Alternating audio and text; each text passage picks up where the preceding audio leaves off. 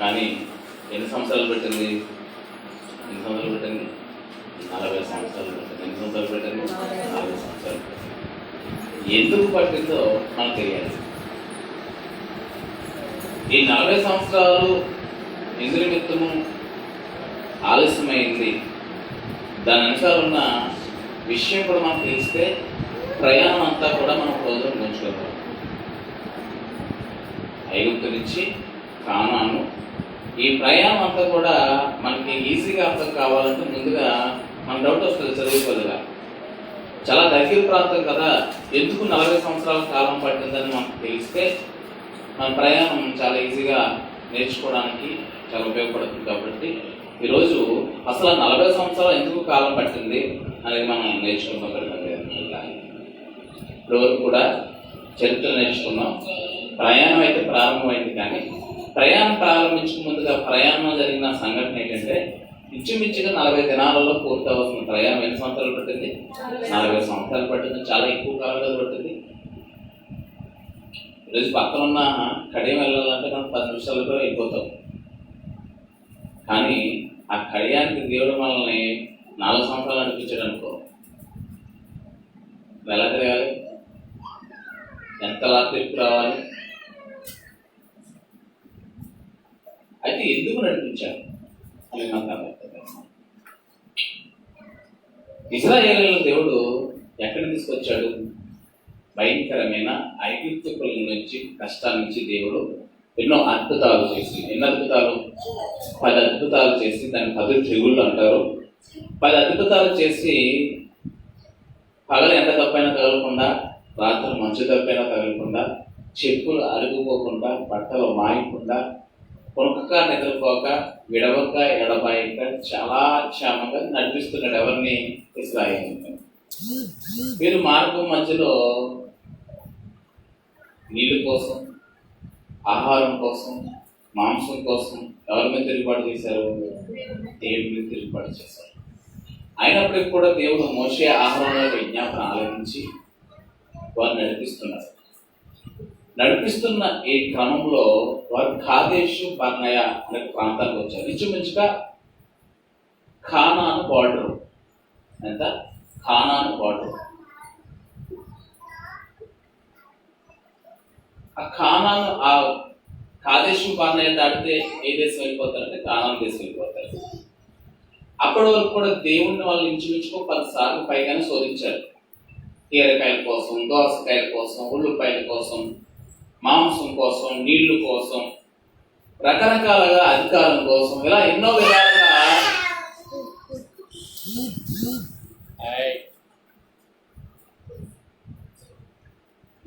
విధాలుగా దేవుణ్ణి శోధించడం జరిగింది. ఎవరు?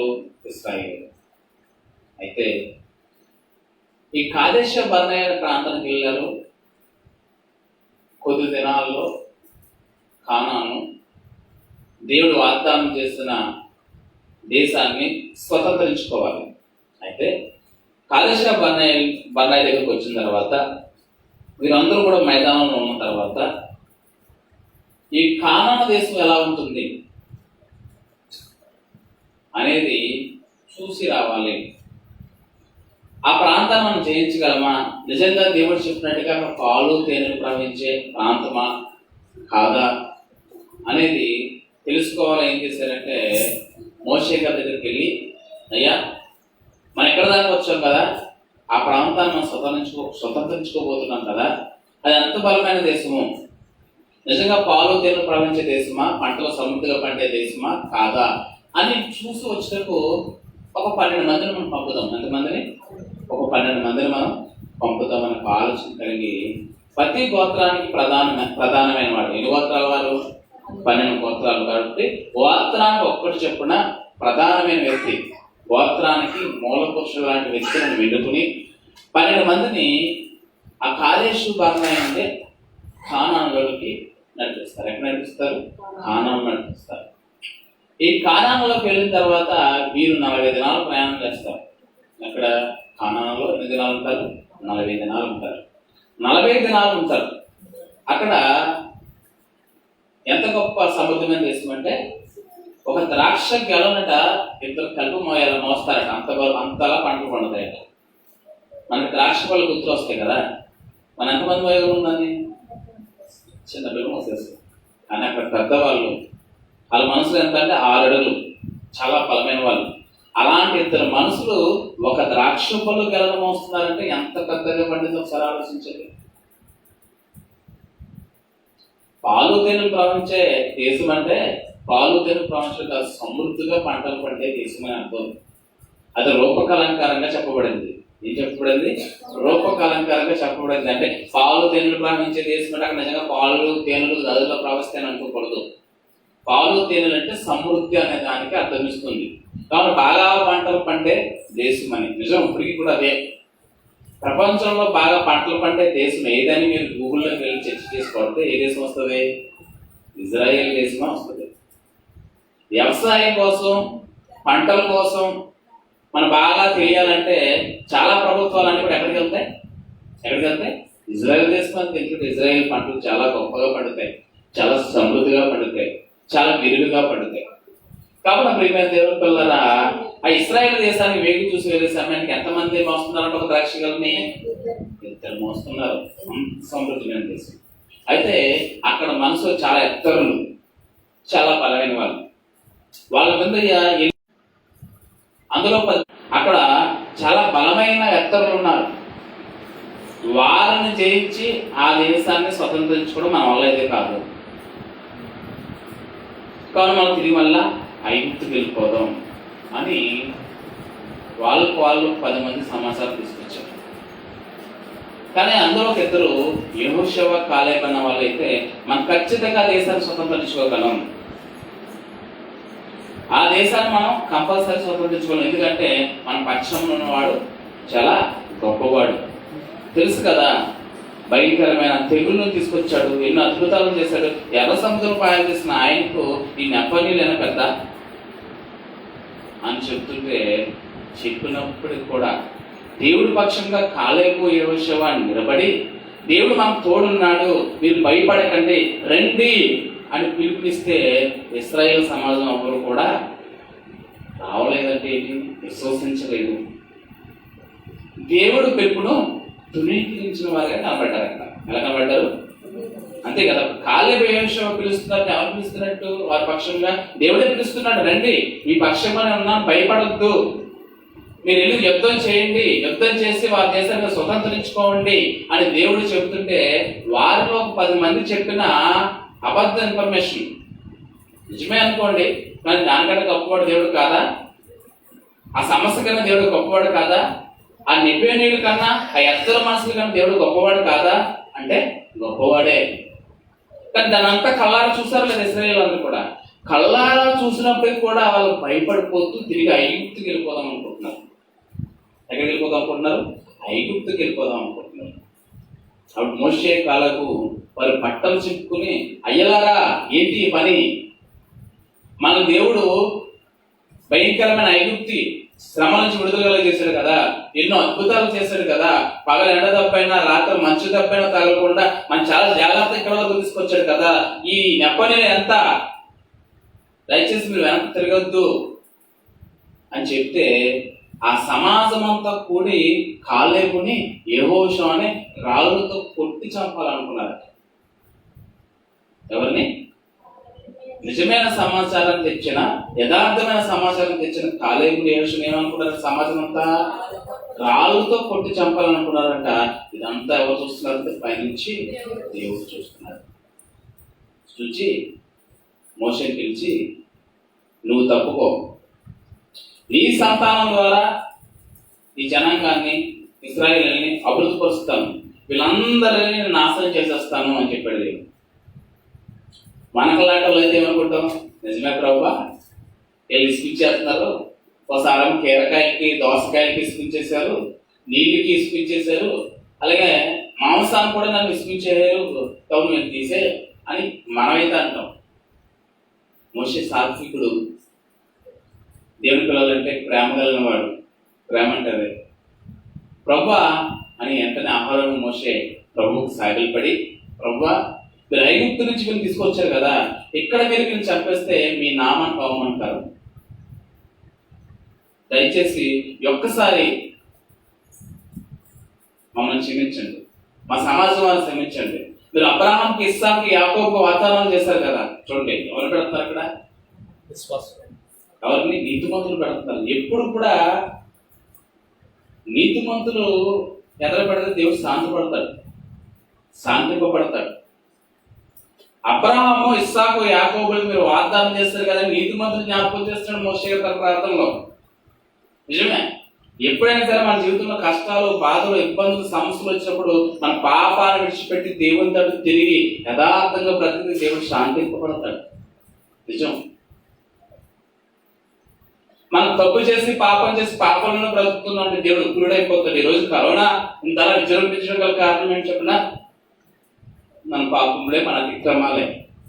మరి ఈరోజు ఆయన శాంతిపరచబడాలంటే ఆయన ఇశ్రాయేలు మీద ఉగ్రుడై ఉన్నాడు. ఎవరు? దేవుడు. కానీ మోషే గారు దేవుడిని ఎలా శాంతింపజేస్తున్నాడు?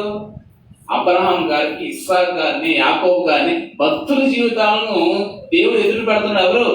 మోషే గారు. ఎందుకు అంటే దేవుడు శాంతించబడతాడని, వారి మీద ఉన్న ఉగ్రత తగ్గుతుందని ఆలోచన కలిగి దేవుడు ఏం చేస్తున్నాడు మోషే గారు అంటే అబ్రహాం గారి జీవితాన్ని, యాకోబు గారి జీవితాన్ని, ఇస్సాకు గారిని దేవుని ఎదుట పెడుతున్నాడు. నిజం ప్రియమైన దేవుని పిల్లలు. ఒకసారి రాఘుల్ గారు కూడా ఏం చేశాడంటే లెక్క, దేవుడు ఎక్కడో అరణ్యంలో ఉన్నామని తీసుకొచ్చి ఎక్కడ పెట్టాడు? దేవుడు ఇశ్రాయేలు సింహాసనం మీద పెడితే దేవుడు ఎంతో ఎక్కడికి వెళ్ళిన విజయాలు అనుగ్రహిస్తే ఒక రోజు ఇంకొక దుర్బుద్ధి పుట్టింది. దుర్బుద్ధి అంటే ఏం చెప్పినా, తన సైన్యంలో ఉన్న జనాలు ఎంతమంది ఉన్నారో లెక్క పెట్టమన్నాడట. తప్పు అంటారా? చెప్పండి. తప్పు అంటారా? తప్పు కాదంటారు. మన సైన్యంలో ఉన్న వారిని, మన రాజ్యంలో ఉన్న జనాంగాన్ని, సైన్యం ఎంతమంది ఉన్నారో లెక్క పెట్టమన్నా తప్పు అంటారా? తప్పు కాదంటారా? చెప్పండి. తప్పా? తప్పు కాదు? చెప్పండి. తప్పు కాదు అనిపిస్తుంది. కానీ దావీదు గారు లెక్క పెట్టమన్న ఉద్దేశం ఏంటంటే తన సైన్యం ఎంత బలమైందో, ఎంత బలమైన వాడినో అని దేవుడి మీద ఆధారపడకుండా సైన్యం మీద ఆధారపడదామన్న ఉద్దేశంతో సైన్యాన్ని లెక్కించమన్నాడు. తన దగ్గర ఉన్న సైన్యాధిపతి అయిన యోవాబును పిలిచి. దానికి దేవుడి కోపం ఎవరి మీద రగులుకుంది? ఇశ్రాయేలు మీద రగులుకుని వారి మధ్యకి తెగులు వచ్చింది. ఏమొచ్చింది? చూడండి, రాజు 2వ గ్రంథం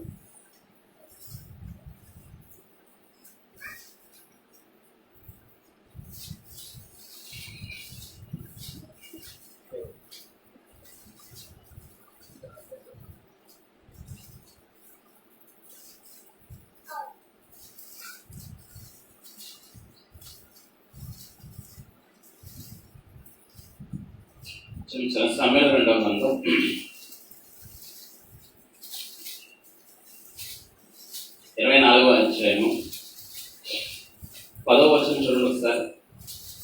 యాక్చువల్గా సందర్భం ఎక్కడి నుంచి ప్రారంభం అవుతుందంటే 24వ అధ్యాయం 1వ వచనం నుంచి ప్రారంభం అవుతుంది. వెతికి వెళ్ళిన తర్వాత అధ్యాయం అంతా కూడా చదవండి. మనకి ఒకసారి 10వ వచనం చదవండి, సరిపోతుంది. 10వ వచనం చదవండి. జనసంఖ్య చూసినందుకే పట్టుకొనగా అతడు నేను చేసిన పని వలన గొప్ప పాపము కట్టుకుంటుని ఎంత వివేకనే దాన్ని చేసి యెహోవా కరుణించి యెహోవాతో మనవి చేయగా దావీదు లేచినప్పుడు దావీదునకు గాజునకు యెహోవాకు ప్రత్యక్షమై ఇలాగ సెలవిచ్చును. దావీదు పాపాలు ఒప్పుకున్నాడు. ఎవరు? దావీదు పాపాలు ఒప్పుకుని, ప్రభువా నేను చాలా పాపం చేశాను, చాలా తప్పు చేశాను, నన్ను క్షమించి ప్రభు అని ప్రార్థన చేస్తే దేవుడు ఆ ప్రార్థన అంగీకరించి ఒక దైవజనుడిని పంపించాడు. ఎవరి దగ్గరికి? దావీదు గారి దగ్గరికి పంపించి ఆయన 3 ఆప్షన్లు ఇస్తున్నాడు. ఎన్ని ఆప్షన్లో? మల్టిపుల్ చాయిస్ ఇస్తారు కదా మనకి, అలాగే ఆయన కూడా చాయిస్ ఇచ్చాడు. అప్పుడు దావీదు గారికి ఏమి ఇచ్చాడు చూడండి. 12వ వచనం.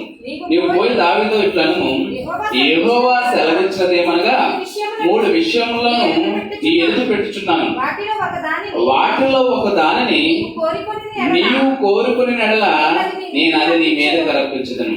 కావున కాదు దావీదునకు వచ్చి ఇట్లన్నీ సంగతి తెలిసి చెప్పిన, నీవు నీ దేశమందు 7 సంవత్సరాలు సామం కరువు ఒప్పుకుందావా? అంటే నీ దేశంలో 7 సంవత్సరాలు కరువు కావాలనా? నీవు 3 నెలలు పారిపోవటం ఒప్పుకుంటావా? మూడోది నీ దేశమందు 3 దినములు తెగులు లేకుండా ఒప్పుకుంటావా? యోచన చేసి పంపిన వాడికి సెలవు నేను ఇవ్వాల్సిన ఉత్తరం ఏమని నిశ్చయంగా తెలియచెప్పమని 3 ఇచ్చాడు ఆప్షన్. 7 సంవత్సరాలు నీ దేశంలో కరువు కావాలా, లేదా నువ్వు 3 నెలలు పారిపోవటకు అరణ్యంలో పారిపోవడం ఒప్పుకుంటావా, లేదా నీ దేశంలో 3 నెలలు తెగులు రావడానికి ఒప్పుకుంటావా అని 3 ఆప్షన్ పెడితే దావీదు గారు ఏమంటున్నారు చూడండి. అందుకు దావీదు, నాకేం తోచున్నది, గొప్ప చిక్కుల్లో నేనున్నాను, యెహోవా బహు వాత్సల్యత గలవాడు కనుక మనుషుని చేతిలో పడడం కంటే యెహోవా చేతిలో పడడం కాక అని కావుతో చెప్పంటే దేవుడికి చాయిస్ ఇచ్చాడు. నా వల్ల కాదు ప్రభు, నీ ఇష్టం, మా ఆలోచనల కన్నా నీ ఆలోచనలే మంచివి కాబట్టి నీ ఇష్టం ప్రభు అని చెప్పిన తర్వాత అందుకు యెహోవా ఇశ్రాయేలుల మీద తెగులను రప్పించగా ఆ దినము ఉదయం మొదలుకొని సమాజ కూటమి వేల వరకు అది జరుగుచుండును. అందుచేత దాని నుండి వేయర్స్ వరకు ఎంతమందట 70,000 మంది మృతులందరి. అయితే దూత యెరూషలేము పైన హస్తం చాపి నాశనం చేయకున్నప్పుడు యెహోవా కీడుని గురించి సంతాపం ఉంది, అంతే చాలును, నీ చెయ్యి తీయమని జనం నాశనం చేయ దూతకు ఆజ్ఞయించాను. ఇందుకు ఎందుకు తెగులు వచ్చింది?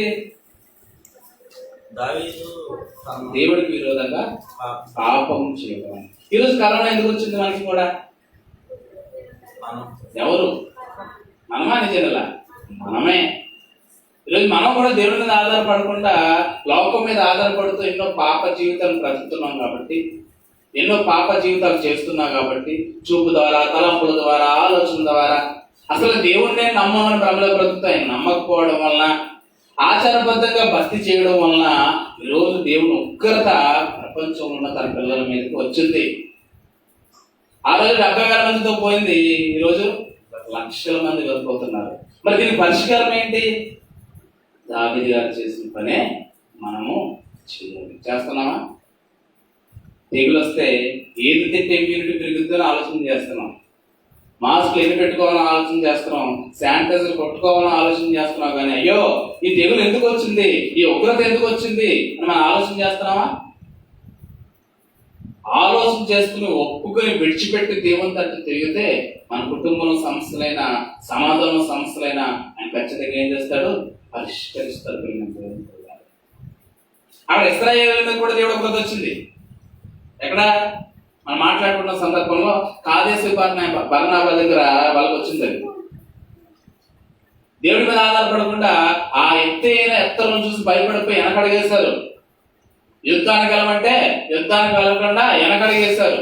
దాని నిమిత్తం దేవుడి కోపం ఇశ్రాయేలు మీద రగులుకుంటే వారిని తీసేస్తాన సమయంలో ఎవరు పెడుతున్నాడు? మోషే గారు కూడా నీతిమంతులైన అబ్రహాం గారిని పాపాలను మన అతిక్రమాన్ని విడిచిపెట్టారు. అయ్యో నేను ఒక్కరిని విడిచిపెట్టేస్తే దేవుడు చల్లారిపోతాడా అని అనుకుంటావా? నిజం. ఇశ్రాయేలు అందరి పక్షంలో ఎవరు నా విజ్ఞాపన దేవుడు ఉగ్రత ఆపుతాడు. నా ఒక్కరి వల్ల సాధ్యమని అనుకోవచ్చు, కానీ ప్రతి మనిషికి దేవుడి గొప్పదని అదే. మోషే ఒక్కడే. ఎంతమంది ఉన్నారు? 20 లక్షల సమూహం. ఎంతమంది? 20 లక్షల జన సమూహాన్ని దేవుని ఉగ్రత వారి మీద రాకుండా ఆపింది ఎంతమంది? ఒక్కడే. వీళ్ళు కోట్ల మంది మీదకి దేవుని ఉగ్రత రాకుండా ఆపే శక్తి దేవుని చెప్పనా మన ప్రార్థన పొంది. ఏ ప్రార్థన అంటావా? నీతిమంతుని విజ్ఞాపన మనపూర్వకంగా మనం విజ్ఞాపన చేస్తే బహుబలమగలైందట. ఎంత కలిగిందట? బహుబలమగలది. ఈరోజు ఎంతో మంది మరణిస్తున్నారు. వాళ్ళు ఎవరో లేనప్పుడు మనకి ఏ నొప్పి లేదు, మనకి ఏ బాధ లేదు, హాయిగా తింటున్నాం, సంతోషంగా ఉంటున్నాం, గంతులేస్తున్నాం. అదే కరోనా మన ఇంట్లో, మన కుటుంబంలో ఒకటి బలిగొంటే ఆ నొప్పి తెలుస్తుంది కదా, తెలుస్తుంది కదా. ఈరోజు కరోనా గురించి ప్రార్థన చేస్తే మనకు ఉందా? కన్నీటి పర్వతం. అయ్యా ప్రభు, ఇంతమంది ప్రాణాలు రోజు వెళ్ళిపోతున్నాయి, కన్నీటి పర్వతమే, వారందరి నిమిత్తం ప్రార్థన చేసే మనస్తత్వం మనకుందా? మోషే గారు చూడండి, ఇశ్రాయేలు అందరూ దుర్మార్గులు, కానీ వారి పక్షంన ఎంతలా గోజాడుతున్నాడంటే అంతకంటే అవసరమైతే నీ జీవగ్రంథంలో నా పేరు తీసేయి అన్నట్టుగా మోషే గారు ప్రార్థన. అంటే మన ప్రార్థనలు ఎలా ఉన్నాయండి? ఎవరో కుటుంబంలో పోయారు కదా అనుకుంటున్నాం తప్ప మన దాంట్లో మనం బాగానే ఉన్నాం కదా అని బ్రతికేస్తున్నాం. ఇది క్రైస్తవ్యమే కాదండి. స్వార్థపూరితమైన భక్తి జీవితం అసలు భక్తి కాదు. నా భర్త బాగున్నాడు, నా భార్య బాగుంది, నా అమ్మ నాన్న బాగున్నారు, నా పిల్లలు బాగున్నారు, నాకు ఎటువంటి ఇబ్బంది లేదంటే నేను హాయిగా ఉన్నానులే, నేను భక్తి పరుని నువ్వు అనుకుంటే కనుక అది భక్తి కాదమ్మా. మనందరూ కూడా దేవుని పిల్లలు, ఆదామమ్మ నుంచి వచ్చిన పిల్లలు, మనందరూ ఒకే కుటుంబం.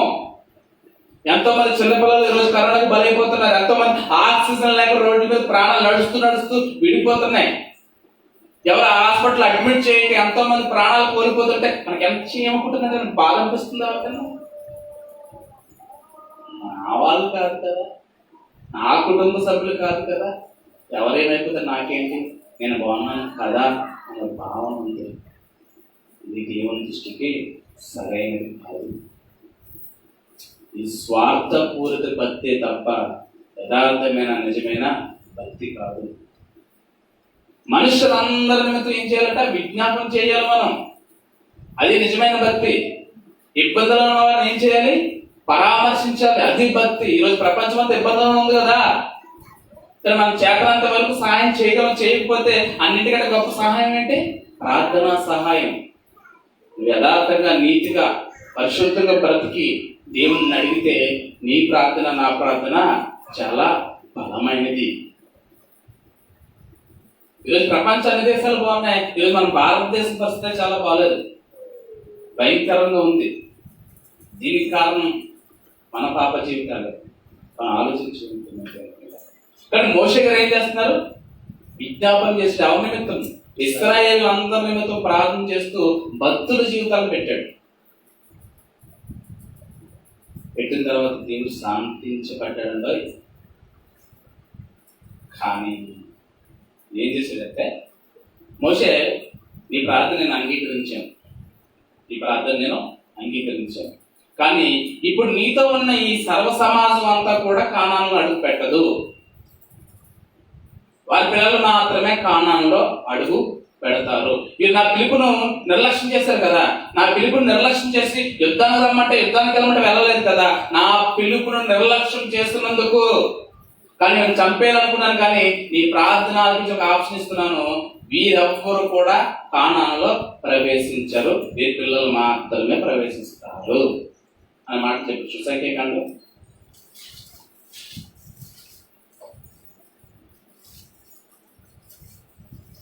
13వ అధ్యాయము.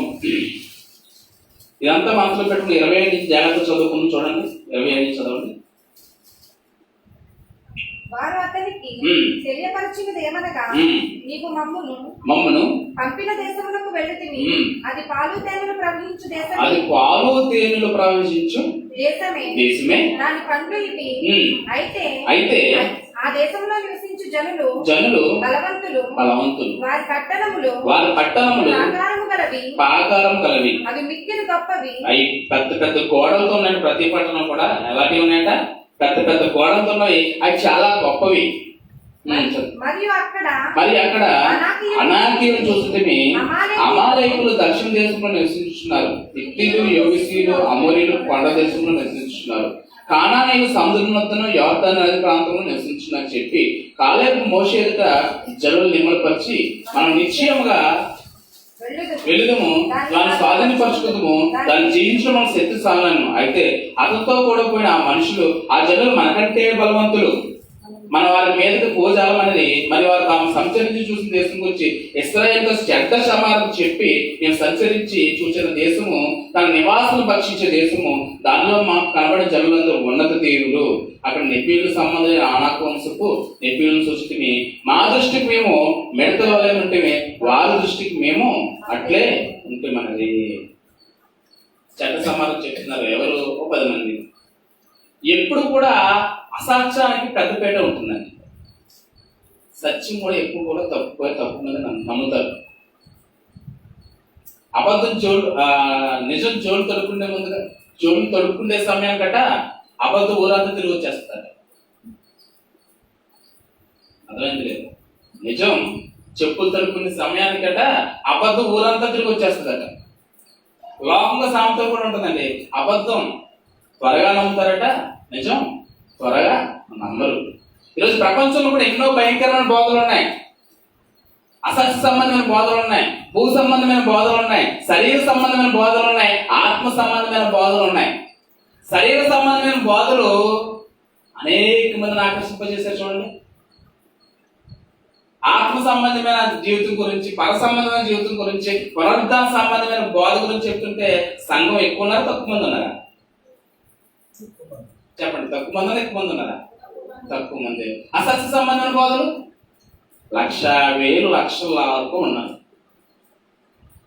ఇరుకు మార్గాన్ని ప్రవేశించేవారు కొందరే, విశాల మార్గాన్ని ప్రవేశించేవారు అనేకులు. సత్య మార్గాన్ని ప్రవేశించేవారు కొందరే, అసత్య మార్గాన్ని ప్రవేశించేవారు అనేకులు. ఆ రోజు 12 మంది జాబితారు, 10 మంది విశాల మార్గంలో ప్రవేశిస్తున్నారు, ఇద్దరే ఇరుకు మార్గాన్ని ప్రవేశిస్తారు. అది సత్యం. అమ్మ, పునరుద్ధాన సంబంధమైన జీవితం ఉంది. నువ్వు పాపం చేయకు, పాపం చేస్తే నువ్వు ఖచ్చితంగా నరకంలోకి వెళ్ళిపోతావు, చనిపోయిన తర్వాత నీకు జీవితం ఉంది, ఆ జీవితం మీద నువ్వు ఆధారపడి దానికోసమే యేసుక్రీస్తు వాళ్ళ దగ్గర రా అంటే సంఘం పెరుగుద్దా తరుగుద్దా? అదే యేసుక్రీస్తు వాళ్ళ దగ్గర కోసం నీ అప్పులన్నీ పోతాయి, నువ్వు పట్టిందల్లా బంగారం అయిపోతుంది, నీ కోటి సమస్యలు పోతాయి, నీ చేతులు అభివృద్ధి పొందుతాయి, నీ బంగారాలు అభివృద్ధి పొందుతాయి, నీ ఉద్యోగాలు అభివృద్ధి పొందుతాయి అని చెప్పాను అనుకో, సంఘం ఏమవుద్ది? పెరుగుద్దే కదా. రోజు అనేక సంఘాలను సంఖ్య పెంచుకోవడం కోసం బోధించేవి అవే. ఆ రోజు ఇశ్రాయేలు సమాజం కూడా ఎవరు నమ్మింది? యెహోషువ కాలం నమ్మిందా? 10 మంది అసత్య ప్రచారం చేసిన వారు 10 మంది నమ్మిందా? ఆ 10 మందిని నమ్మి కాలేబుని యెహోషువను చంపాలనుకున్నారు. కాలేబుని యెహోషువ రాళ్ళు కొట్టి చంపేద్దాం అనుకున్న వాళ్ళేమంటున్నారు? మనం ఖచ్చితంగా జయించగలం, ఖచ్చితంగా దేశాన్ని మనం వెళ్ళగలం, ఆ నైపుణ్యం ఎంత, మన దేవుడు చాలా గొప్పవాడు, ఖచ్చితంగా దేశాన్ని స్వతంత్రించుకోగలం అని ఖచ్చితంగా పల్లగుద్దు చెప్తున్నారు. ఎవరు? యెహోషువ కాలేబు. కానీ వారి మాటలు వరకు కూడా చెవిఎక్కడం లేదు. 10 మంది ఏం చెప్తున్నారు? వారు చాలా ఉన్నతమైన దేవుడు, మనం వాళ్ళని స్వతంత్రించుకోవడం, మనం తిరిగి వెళ్ళిపోదామంటే ఆ 10 మంది చెప్పిన సమాచారం విని మేము వారి ఎదుట మెడవలే ఉన్నాము అని చెప్తున్నారు. ఏది విజయం సాధించింది అక్కడ? అసత్యమే పడింది. తరచు 14 మొదలు వస్తుంది ఒకసారి ఏడుస్తారట. 10 మంది చెప్పిన సమాచారం విన్నారట, కానీ ఇద్దరు యథార్థం చెప్పిన సమాచారం విన్నారా? వినలేదు. ఆ సర్వ సమాజం ఎలుగెత్తి కేక వేసును, ప్రజలు ఆ రాత్రి ఎలుగెత్తి మొత్తం రాత్రి ఏడ్చారట. అని దేవుడు కార్యం చూడలేదని మనం ఏడ్చితే ఉంటే ఒక అద్భుతం, ఒక అర్థపడుతూ ఉంటుంది. వారి కలం నిన్నలుపుతారు. చూసారండి, చూసారా లేదా? ఎర్ర సముద్రంలో నడిచారంటే ఎంత గొప్ప భాగ్యం. మరి నమ్మలా దేవుడు వద్దా? ఏడుస్తున్నారని చూడండి. ఇశ్రాయేలు అందరూ కూడా మోషే ఆరోన్ మీద సనుగుకొనిరి. ఆ సర్వ సమాజం, అయ్యో ఐగుప్తులో మేమేలా చావలేదు, ఈ అరణ్యంలో మేమేలా చావలేదు, మేము కత్తివాత పడినట్టు యెహోవా నీ దేశంలోకి ఎలా తీసుకుని వచ్చును, మా భార్యలు మా పిల్లలు కొళ్ళు పోతులు తిరిగి ఐగుప్తుకు వెళ్ళుట మాకు మేలు కాదా అని వాళ్ళతో అది నిజం. చాలా మంది కూడా ఈరోజు యేసుక్రీస్తు వారిని నమ్ముకున్న తర్వాత కష్టాలు, బాధలు, ఇబ్బందులు వస్తుంది, మళ్ళీ ఎక్కడికి వెళ్ళిపోతున్నారు? లోకమే బెటరు, లోక సమయ జీవితమే బాగుంది. నేను చెప్పండి, మీ అందరికీ కూడా దేవుడి కోసం యథార్థంగా బ్రతకడం ఇష్టంగా ఉందా? లోక సంబంధమైన జీవితం జీవించడం ఇష్టంగా ఉంటుందా? మనస్ఫూర్తిగా చెప్పండి. యథార్థంగా ఈరోజు మనందరికి కూడా పాపం చేసినా పర్వాలేదు, పరలోకం వస్తుంది అనే బోధ బాగుంటుందా? పాపం చేయకుండా పరిశుద్ధంగా బ్రతికితేనే పరలోకం వస్తారనే బోధ బాగుంటుందా? దేనికి? మొదటిదానిగా రెండోదానికి మా ఓటు. మరి డైరెక్ట్ గా అడిగేస్తే ఎలాగైందంటారా? మాట్లాడుకోవాలి కదా. పాపం చేస్తేనే మనకు చాలా ఇష్టం పాపం అంటే, నిజం. మనందరూ కూడా సాతాను అంతలా వస్తుపరుచుకుంది. కష్టాలు, బాధలు, ఇబ్బందులు వస్తే మనలో వీళ్ళు కూడా ఇశ్రాయేలు ఎక్కడికి వెళ్ళాలనుకుంటారట? ఐగుప్తు కావాలంటే ఏం కావాలి? ఐగుప్తు అంటే పాప జీవితం కావాలి. దేవుడు పాపం వారి మీద రగులుకుని వారిని చంపాలి అన్న ఆలోచన కలిగితే మోషే గారు ఏం చేశారు? ఆయన నిమిత్తము ఏం చేశారండి? ప్రార్థన చేశారు. వారి ముందు ప్రార్థన చేసి అబ్రహాం గారిని, ఇస్సాకు గారిని, యాకోబు గారిని పెడితే దేవుడు శాంతించబడి వారిని ఏం చేస్తున్నారని చూడండి ఒకసారి. 34-35 వచ్చిన చూడండి ఒకసారి.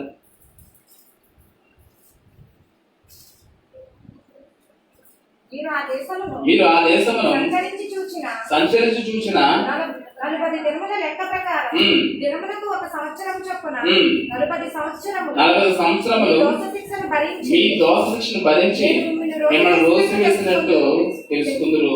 ఇది యెహోవా అని చెప్పిన మాట. నాకు విరోధము కూడిన చెడ్డతో ఈ సర్వ సమాజం నిశ్చయంగా దీన్ని చేసింది. ఈ అరణ్యంలో వారు చెందించిపోదురు, ఎక్కడనే చనిపోదురని అన్నాను. ఇందుకే 40 దినాల్లో ఇశ్రాయేలు కానాన్ నుంచి ఐగుప్తుకి వెళ్ళిపోవచ్చు. ఐగుప్తు నుంచి కానాన్కి వెళ్ళిపోవచ్చు.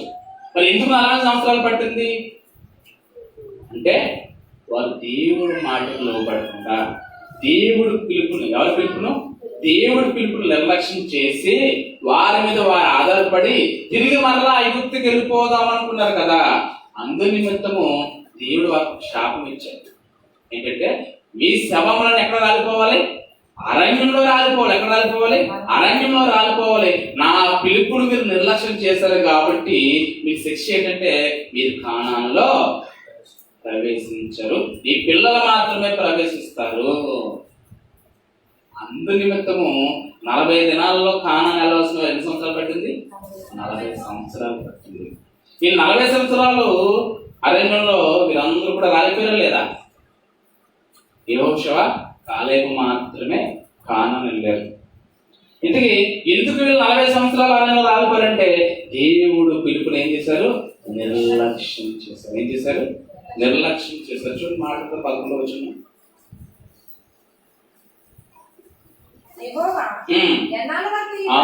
ఎన్నాళ్ళ వరకు ఈ ప్రజలు నన్ను అలక్ష్యం చేతులు, ఎన్నాళ్ళ వరకు నేను వారి మధ్య చేతులు చూచి క్రియలను చూసి నమ్మకపోయిండు అని అడుగుతున్నాడండి. మీరు ఎన్నాళ్ళు నా మాటను అలక్ష్యం చేస్తారు? ఎన్నాళ్ళు నా పిలుపుని వినరు? ఎన్నాళ్ళు నా పిలుపుని పట్టించుకోరు? నేను పిలిచాను కదా, యుద్ధానికి వెళ్ళమని చెప్పాను కదా. నా పిలుపును నిర్లక్ష్యం చేస్తుంది వారికి ఏంటి శిక్ష? పరచించారు. కానాన్ అనేక పాలు తేనెలు ప్రవహించి దేశం వారు వెళ్ళరు. అందు నిమిత్తము 40 సంవత్సరాలు వీరి అరణ్యంలో తిరగవలసిన పరిస్థితి. మరి ఈరోజు ఆ దేవుడి పిలుపును ఇంకా బైబిల్లో ఎవరైనా నిర్లక్ష్యం చేశారా? నిర్లక్ష్యం చేస్తే వారికి వచ్చిన ప్రతిఫలాలు ఏంటి అని ఆలోచన చేస్తే చాలా ఉన్నాయి. నోహ గారి తరంలో నోహ గారు ఎన్ని సంవత్సరాలు చేశారు? వాడ 120 సంవత్సరాలు దేవుడు చెప్పిన వాడ నిర్మిస్తున్నాడు. నిర్మిస్తున్న సమయంలో అందరికీ కూడా సువార్త చెప్పాడు లేదా? ఆయన చెప్పాడు లేదా? దేవుడు చెప్పాడు మాట, మీరు అందరూ కూడా మారు మనసు పొందండి. దేవుడు మీరు చేసిన పాపాల నిమిత్తము చాలా ఉగ్రుడే అన్నాడు. ఈ సర్వ సమాజాన్ని అంతా కూడా దేవుడు నాశనం చేయాలని స్థితిలో ఉన్నాడు. దయచేసి మీరు మారు మనసు పొందండి, మారు మనసు పొందండి అని 120 సంవత్సరాలు వాడ కడుతూ సువార్త ప్రకటించాడు నోహ గారు. కానీ ఎవరన్నా పిలుపుని లక్ష్యం చేశారా? పట్టించుకున్నారా దేవుడి పిలుపుని? నవ్వేరు, హేళన చేశారు. అదేంట్రా, ఎక్కడో సముద్ర వాడన కట్టవలసిన వాడను నువ్వు కొండ మీద కడుతున్నావు ఏంట్రా అని అందరూ ఏం చేశారు? హేళన చేశారు, ఎగతాళి చేశారు. ఏం చేశారు? దేవుడి మాటను ఏం చేశారు? ఎగతాళి చేశారు. అందు నిమిత్తం వారికి వచ్చిన శిక్ష ఏంటి? జలప్రళయంలో అందరూ ఏమైపోయారు? సమానంగా ధ్వంసమైపోయారు. అంతే. ఎవరు రక్షించబడ్డారు? ఆ రోజు దేవుని పిలుపును విన్న నోహ గారు తన కుటుంబం మాత్రం రక్షించబడ్డది. ఇందాక కూడా కానాన్ ఎవరు వెళ్ళారు? మోషే. ఎవరు వెళ్ళలేదు? యెహోషువ గారు. కాలేబు మాత్రం వెళ్ళారు. మిగతా వాళ్ళని ఎందుకు వెళ్ళలేదు? దేవుడి పిలుపును నిర్లక్ష్యం చేశారు కాబట్టి. అలానే సొదొమ గొమొర్రా పట్టణాలను నాశనం చేస్తున్నప్పుడు కూడా దేవుడు రోజును పిలిచి నీ అల్లులను, నీ కుమార్తెలను, నీ కుమారుని పిలిచి తీసుకుని వెళ్ళిపో, నేను నీతిని బట్టి నీ కుటుంబాన్ని కాపాడుతానని దేవుడు చెప్తే అల్లుల దగ్గరికి వెళ్ళాడంటే ఎవరు? లోతు గారు. దేవుడు పిలుస్తున్నాడు, ఈ దేశాన్ని త్వరలో దేవుడు నాశనం చేయబోతున్నాడు, మన ఈ దేశాన్ని విడిచి వెళ్ళిపోవాలని పరిగెట్టండి అని చెప్తే అల్లుళ్ళ దృష్టికి లోతు ఏమయ్యాడు? ఎగతాళి అయ్యాడు. ఆ మాట కూడా చూడండి. ఆదికాండం 19వ అధ్యాయము 14-15 తన కుమార్తెలను పెళ్ళాడనే ఉన్న తన అల్లులతో మాట్లాడి లెండి, ఈ చోటు విడిచిపెట్టి రండి, యెహోవా పట్టణమును ఈ పట్టణమును నాశనం చేయబోచున్నాడు. నాశనం చేయబోచున్నాడు. చెప్పాడు దేవుడు నాశనం చేయబోచున్నాడు చెప్పాను. అయితే అతడు తన అల్లుడు దృష్టికి ఏమైనట ఎగతాళి చేయవాడే. ఇక్కడ కూడా వారు అల్లుళ్ళు ఎవరి పిలుపు ఎగతాళి చేస్తున్నారు? ఎవరి పిలుపు అండి? దేవుని పిలుపును ఎగతాళి చేస్తారు. దేవుని పిలుపును నిర్లక్ష్యం చేస్తారు. దేవుని పిలుపును అలక్ష్యం చేస్తారు. చివరికి దేవుడి పిలుపును లక్ష్యం చేసిన లోతు తన కుమార్తెలు రక్షించబడ్డారు, కానీ దేవుడి పిలుపును నిర్లక్ష్యం చేసిన లోతు అల్లులు రక్షించబడ్డారా? రక్షించబడ్డారా? రక్షించబడాల. సొదొమ గొమొర్రా పట్టణాన్ని దేవుడు ఏం చేశాడు? ఎందుకు సొదొమ గొమొర్రా పట్టణాన్ని దేవుడు ఎందుకు నాశనం చేశాడు అంటారు? ఏ పాపం?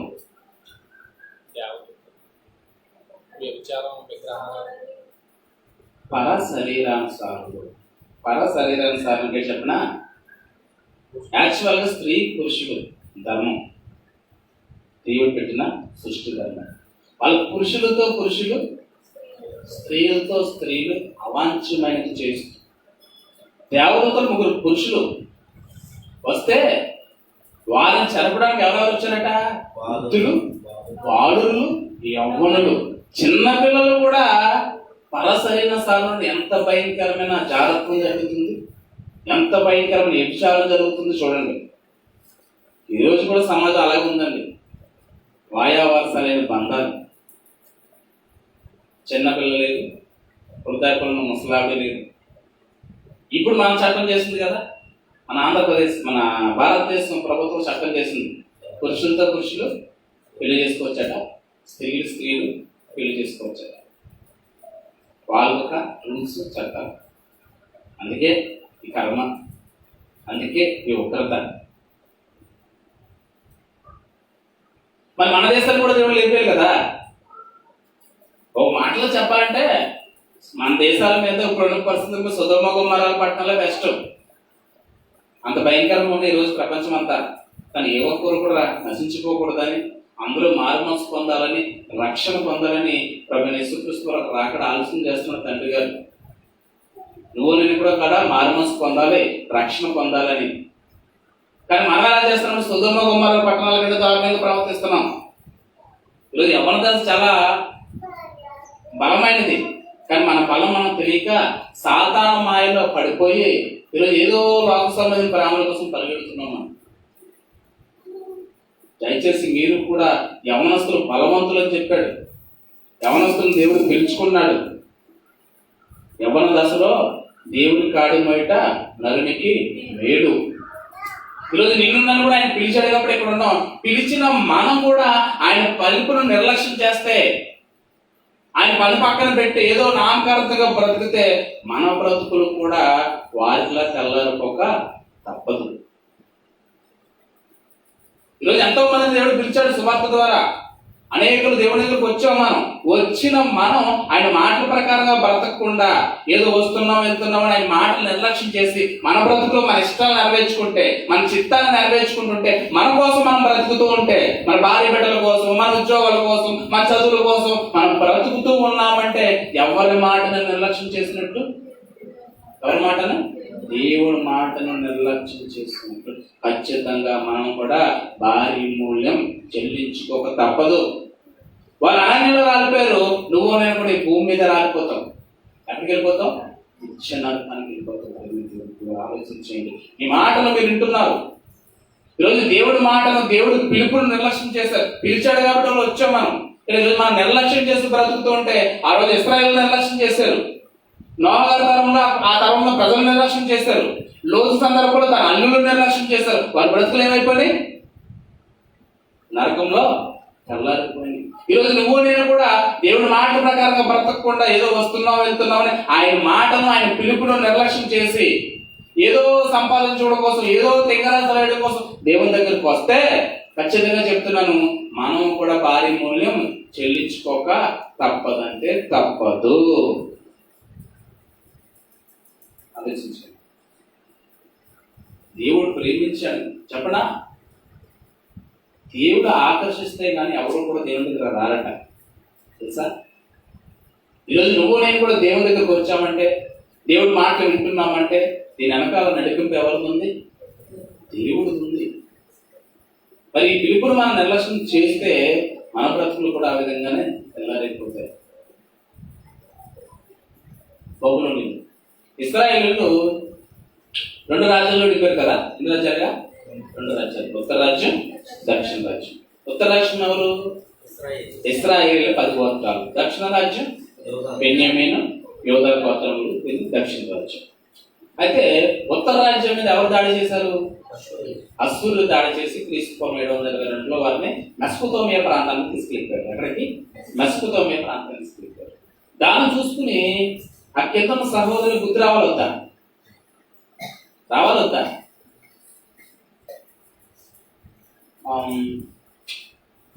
వంతుని పోయింది. ఒకడు ఎంత చెప్పడం వెళ్ళలేదు.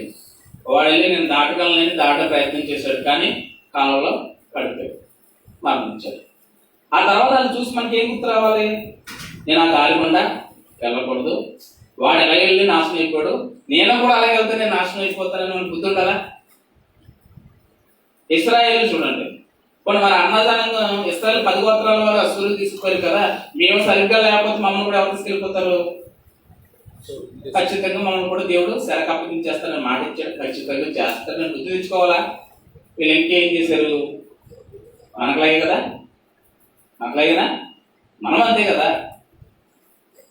ఎంతో మంది దేవుడు బుద్ధి చెప్తుంటాడు, ఎన్నో విషయాలు బుద్ధి చెప్తుంటాడు. ఆ టైంలో అయ్యో బ్రతకాలనుకుంటాం. ఆ అన్న విషయంలో అయితే ఒక అరగంట ఆ వేడి చల్లారిపోయిన తర్వాత ఎలా ఉంటుంది? చూద్దాంలే, చేద్దాం, చూద్దాంలే, చూద్దాంలే అయిపోతుంది.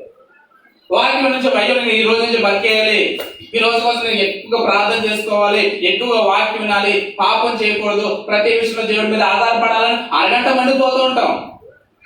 అరగంట అయిపోయిన తర్వాత మెల్లమెల్లగా చల్లారిపోతూ ఉంటాం. ఒకవేళ అలా బ్రతకలేని జీవితాలు నేర్చుకుంటూనే ఉంటాం. ఈరోజు చూడండి, బైబుల్లో యెహోషువ కాలేబు గారు తప్ప మిగతా వాళ్ళంతా ఏమైపోయారు? నాశనం అయిపోయారు. చదువుకున్నాం. ఎందుకు చదువుకుంటున్నాం? అది ఎందుకు రాయించాడు దేవుడు? మనం చదువుకోవడం కోసమా? మన బైబుల్ ఏముందో తెలుసుకోవడం కోసమా? యుగాంతం ఉన్న మనకి బుద్ధి కలగడానికి దేవుడు రాయించాడు. అయ్యో యెహోషువ కాలేబా, ఇశ్రాయేలు దుర్మార్గులా అనుకుంటున్నాం, కానీ ఆ ఇశ్రాయేలులోని మనస్తత్వం మనకు ఉందా? మనం సరి చేసుకోవాలా వద్దా అనే ఆలోచన మనకు ఉండాలి. ఆది కాండం నుంచి ప్రారంభం వరకు ఏముందో తెలుసుకోవడం తప్పులేదు. తెలుసుకోవడం ఎందుకు తెలుసుకోవాలి? ఎందుకు నేర్చుకోవాలి అంటే మన దేవుడి కోసం బ్రతకాలి, బుద్ధి కలిగి మన జీవితాలని పరిపూర్ణలోకి నడిపించుకోవాలి. కానీ ఇశ్రాయేలీయులు దేవుడు ఆల్రెడీ తీసుకెళ్ళిపోతే ఈ దక్షిణ దేశంలో ఉన్న ఈ యూదులకు బుద్ధి రావాలొద్దా? ఇంకా అతిక్రమాలు పాపాలు చేస్తే వారి మధ్య కొంతమంది ప్రవక్తలు పంపించాడు దేవుడు. దేవుడు ఎప్పుడు గుర్తుపెట్టుకోండి, తప్పు చేసినట్టు తీసేయండి. తప్పు చేసినట్టు తీసేయాలంటే ఈరోజు భూమి మీద ఎవడు ఉండడు. చాలా అవకాశాలు ఇస్తాడు, లిమిట్ దాటి అవకాశాలు ఇస్తాడు. ఎందుకంటే లిమిటేషన్ దాటి ఎన్నో అవకాశాలు ఇస్తాడు. కోడి తన పిల్లలను తన రెక్కలకి అనేక మార్లు చేర్చుకున్న రీతిగా మనం ఎన్నోసార్లు తప్పులు చేసినా, అతిక్రమాలు చేసినా, పాపాలు చేసినా దేవుడు ఏం చేస్తాడు చెప్పనా? అవకాశాలు ఇస్తుంటాడు. ఇశ్రాయేలుకి అలాగే అవకాశాలు ఇచ్చాడు. న్యాయాధిపతుల గ్రంథం అయిపోయిన తర్వాత క్షమించారు, యెహోషువ గ్రంథం అయిపోయిన తర్వాత న్యాయాధిపతుల గ్రంథంలో తప్పు చేయడం మొదలు పెట్టారు. వాళ్ళకి న్యాయాధిపతులు ఇచ్చాడు దేవుడు. తప్పు చేస్తే మళ్ళీ వాళ్ళు చెరకు పంపించేవాడు. అయ్యో ప్రభువుని మళ్ళీ మొరపెట్టుకుంటేవారు. మళ్ళా విడుదల కలిగిన తర్వాత మళ్ళా తప్పు చేసేవారు, మళ్ళా మొరపెట్టేవారు. అలాగా న్యాయాధిపతుల కాలంలో చేసిన పని అంత అదే. తప్పు చేయడం, దేవుడు మళ్ళా చెరకు పంపించాడు. మళ్ళీ అయ్యా తప్పు చేసిన ప్రభువుని మళ్ళీ మొరపెట్టడం, మళ్ళీ దేవుడు విడుదల కలిగాడు, అయిపోయింది. మళ్ళీ రాజుని ఇచ్చాడు, ఎంతో మంది ప్రవక్తలు పంపించాడు. ఇలా ఎన్నిసార్లు అవకాశాలు ఇచ్చినా సరే వాళ్ళు ఏం చేశారు? వారు మారు మనసు అయితే పొందుకోలేదు. వారికి ఏమలవాటు అయిపోయిందంటే, ఓ పాపం చేయడు, దేవుడి దగ్గరికి వెళ్ళి క్షమాపణ కోరితే దేవుడు క్షమించేస్తారు. అది అలవాటు అయిపోయింది. ఈరోజు మనకు అంతే కదా, మనం కూడా ఏమనుకున్నాం? ఓ పాపం చేస్తే తర్వాత దేవుడు క్షమాపణ అడిగితే దేవుడు క్షమించేస్తారు. ఇప్పుడు నవీన్ ఉన్నాడండి, పొరపాటు చేయి తిరిగింది అనుకో, తమ్ముడు క్షమించండి, క్షమించడా? క్షమిస్తాడు. అదే కావాలని లాగపెట్టుకుంటానంటే, పార్టీ చెప్తున్నాను కాబట్టి కొంచెం ఏదో అవమానం ఉంది, కొట్టుకుంటారు, వదిలేస్తారు. ఇక మూడోసారి మళ్ళీ లాగబెట్టి మళ్ళీ కొట్టాను అనుకో, ఏం చేస్తాడు వెంటనే ఆ భర్తలన్నీ ఇలా పట్టుకుంటాడు. పట్టుకోడా? ఎందుకు పట్టుకున్నాడు? తెలియక తప్పు చేస్తే క్షమించాడు, తెలిసి ఒకసారి తప్పు చేస్తే బాగా అవమానం కాబట్టి అన్నయ్య కాబట్టి వదిలేశాడు. మరి మూడోసారి ఉందడా?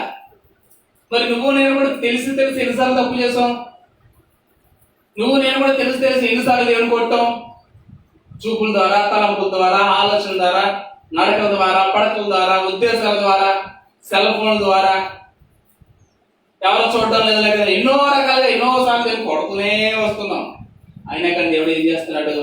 కోడి తన పిల్లలను తన రెక్కల కింద చేర్చుకున్నట్టుగా నిన్ను నన్ను కూడా చేర్చుకుంటూనే ఉన్నాడు. దేనిలో కూడా తెగిదాకా లాగద్దంటారు లేదా? తెగిదాకా లాగద్దంటారు. మనం తెగిదాకా లేవని మన తీగ తెగిపోతుంది అనుకో, మన పరిస్థితి ఏంటి? ఆలోచించి ఈ ఇశ్రాయేలు కూడా, ఈ యూదులు కూడా ఏం చేశారంటే తెగిదాకా లాగారు దేవుడిని. దేవుడికి ఒక్కరికొకరితో వచ్చి ఏం చేశాడు? బబులోనీని లేపాడు. లేకపోతే ఒక అవకాశం ఇచ్చాడు. ఏమి ఇచ్చాడంటే కొంతమంది ప్రవక్తలను పంపించాడు. మీరు మారండి, మీరు మారుమనసు పొందండి, దేవుడు విరోధంగా బ్రతుకుతున్నారు, మీ తలంపులు పోలేదు, మీ ఉద్దేశాలు పోలేదు, దేవుని పక్కన పెట్టి విగ్రహారాధన చేస్తున్నారు, దీనివల్ల దేవుని ఉగ్రత మీ మీదకి వస్తుంది, దేవుడి కోపం మీ కుటుంబాల మీదకి వస్తుంది, దేవుడు మిమ్మల్ని నాశనం చేసేస్తాడని బలంగా చెప్తున్నాడు. ఎవరు? ఎంతో మంది ప్రవక్తలు చెప్తే ఆ మాటలట ఎగతాళిగా ఉన్నాయట. చూడండి, దినవృత్తాంతల గ్రంథం 36వ అధ్యాయము, 2వ దినవృత్తాంతల గ్రంథము 36వ అధ్యాయము 16వ వచనం చూడండి దయచేసి. వారు దేవుని దూతలను ఎగతాళి చేయొచ్చు. ఏం చేస్తారట? ఎగతాళి చేయొచ్చు. చదువు. ఆయన వాక్యములను తునీకరించుచు, ఆయన ప్రవక్తలను హింసించుచు రాక నివారింప సత్యం కాకుండా యెహోవా కోపము ఆయన జనుల మీదకి వచ్చింది. ఆయన జనులు ఎందుకు వచ్చిందట? ఎగతాళి చేశారట. ఎవరి మాటనే? ప్రవక్తలు చెప్పే మాట ఎవరి మాటలు? దేవుడు పిలుపుని ఎగతాళి చేశారు. ఎవరు? ఇశ్రాయేలీయులు. క్రీస్తు పూర్వం 580 వారు ఎగతాళి చేయడం వల్ల వారి మీద దాడి జరిగితే ఎవరేమో చంపేశారట? యవనులను, పిల్లలను, వృద్ధులను సమూల నాశనం చేసేసి యెరూషలేం మందిరాన్ని పాకాలను ఏం చేశారు? కాల్చేశారట. ఎందుకు జరిగింది ఇదంతా కూడా? యెహోవా పిలుపును నిర్లక్ష్యం చేయడం. ఈరోజు మరి మనం కూడా యెహోవా పిలుపును, దేవుడి మాటలను, తన సేవకుల ద్వారా చెప్తున్న మాటలను, గద్దింపు మాటలను, హెచ్చరిక మాటలను నిర్లక్ష్యం చేసుకుంటే ఖచ్చితంగా మనం కూడా అలాగే నాశనం అవ్వక తప్పదు. ఒకవేళ దేవుడు ఈరోజు నేను హెచ్చరిస్తున్నాడా, ఒకవేళ దేవుడు నేను గద్దిస్తున్నాడా, అయితే నేను ప్రేమిస్తున్నాడు, సరి చేసుకో. లేకపోతే ఏమవుతుంది? ఎగతాళి ఏమిటి? నవ్వడం కాదు. ఎగతాళని నవ్వుదాం అనుకుంటారు. ఎగతాళంటే దేవుడి మాటను పట్టించుకోకపోవడం, దేవుడి మాటను లక్ష్యం చేయకపోవడం, దేవుడి మాటల ప్రకారంగా బ్రతకకుండా మన జీవితాన్ని సరి చేసుకోకపోవడం. ఈరోజు దేవుడు నీకు నాకు చెప్పాడు, అమ్మ నీ చూపులు పోలేదు, మార్చుకొని చెప్పాడంటే నువ్వు ఏం చేయాలి? మార్చుకున్నావంటే లక్ష్యం చేసినట్టు, మార్చుకోకపోతే నిర్లక్ష్యం చేసినట్టంటే దేవుడి మాటను ఎగతాళి చేసినట్టు. ఆ రోజు నోవహు గారి తరంలో వాళ్ళు అలాగే ఎగతాళి చేశారు. లోతు గారి సందర్భంలో అల్లుళ్ళు ఎగతాళి చేశారు. ఈ బబులోనీయుల దాడిలో ఇశ్రాయేలు కూడా ఏం చేశారు? దేవుడి మాటను ఎగతాళి చేశారు. కాబట్టి మరి కార్యం మోహించడం. ఈ మాట్లాడిన సహోదరి ఒకవేళ ఇప్పటి వరకు దేవుడు నీతో మాట్లాడిన మాటలు నీ సరిచేయడం కొంచెం చెప్తున్నాడేమో. నీ చూపులు పోలేదు, నీ తలంపులు పోలేదు, నీ ఉద్దేశాలు పోలేదు, నీ మాటలు పోలేదు, నీ నడకలు పోలేదు, జాగ్రత్త సరి చేసుకో అని దేవుడు నీకు నాకు చెబుతున్నాడు. నీకు అనిపిస్తే, దేవుడు నాతోటే మాట్లాడుతున్నాడు అని మీకు అనిపిస్తే దయచేసి దేవుడి మాటను ఎగతాళి చేయొద్దు, దేవుడి మాటను అలక్ష్యం చేయొద్దు. అలక్ష్యం చేసిన వారు ఏమైపోయారు చూస్తారు కదా చరిత్రలో? ఉన్నారా? అడ్రస్లు గల్లంతలు అయిపోయినాయి లేదా? అడ్రస్లు ఉన్నాయా? ఆధార్ కార్డులు అయితే ఉంటాయి. ఆధార్ కార్డులో ఉన్న అడ్రస్లు నువ్వు నేను ఉంటాం. ఎవరి మాట ఎగతాళి చేస్తే? దేవుని మాట ఎగతాళి చేస్తే అయిపోయారు కదా. ఉన్నదా? నువ్వు తల్లి అడ్రస్ ఉందా? నోవహు గారి తరంలో ఉన్న వారి అడ్రస్లు ఉన్నాయా?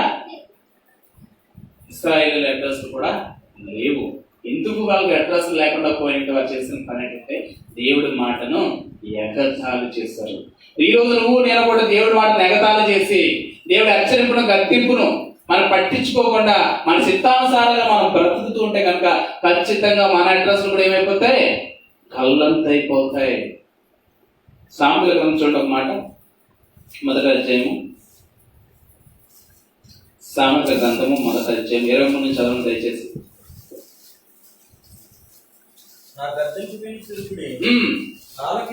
ఆలకించుడి, నా ఆత్మను మీ మీద కుమ్మరించుదును, నా ఉపదేశమును మీకు తెలియదు. నేను పిలువగా మీరు వినకపోతే, ఈటట నేను పిలువగా మీరు వినకపోతే. పిలుపు ఎలా పిలుస్తాడండి? నోవహు గారి తరంలో దేవుని ఎలా పిలిచాడు? వారిని నోవహు గారి ద్వారా పిలిచాడు. అలానే ఇశ్రాయేలు సమాజ వారిని ఎవరి ద్వారా పిలిచాడు? యెహోషువ, కాలేబు ద్వారా పిలిచాడు. లోతు అల్లుల్ని ఎవరి ద్వారా పిలిచాడు? దేవుడు లోతు ద్వారా పిలిచాడు. ఈ ఇశ్రాయేలుని ఎవరి ద్వారా పిలిచాడు?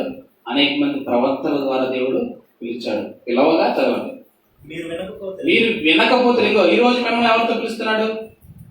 ఒకవేళ నా ద్వారా, పాస్టర్ గారి ద్వారా, మీరు ఎవరైతే వాక్యం భావించారో వారి ద్వారా దేవుడు మిమ్మల్ని పిలిచాడు, మిమ్మల్ని సరి చేసుకోమన్నాడు అని పిలిస్తే, ఒకవేళ ఆయన పిలుపు మీరు వినకపోతే చదవండి. నా చేయి చాపగా ఎవరు లక్ష్య పెట్టకపోయారు. ఎవ్వరు లక్ష్య పెడతలేదట.